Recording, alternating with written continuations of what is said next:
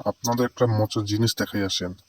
এটা হলো বিপিএল 2025-এর দেশি প্লেয়ারদের ড্রাফটের সাইনিং ভিত্তিমূল্য। এটা সরাসরি যারা সাইনিং করছে তাদের।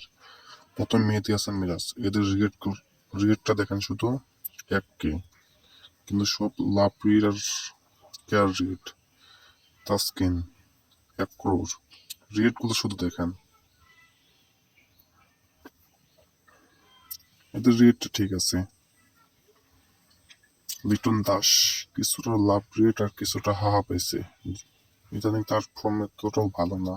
মুশফিকুর রহিম মোটামুটি ঠিক আছে, রেট গুলো দেখেন শুধু।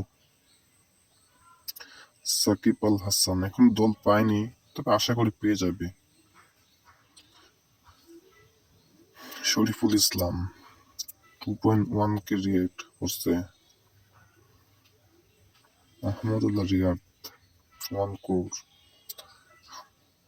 ফর্মে না থাকলে যা হয় আর কি।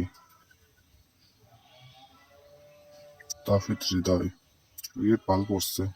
মুস্তাফিজুর রহমান 2 কোটি টাকার ভিত্তিমূল্য। শেষেরটা দেখেন, নাজমুল হোসেন শান্তর কাহিনীগুলা দেশ কি পড়ছে, সবটাই হাহা রেট পড়ছে। সেটা কোনো কথা ভাই, নোটস যাকে বলে আর কি।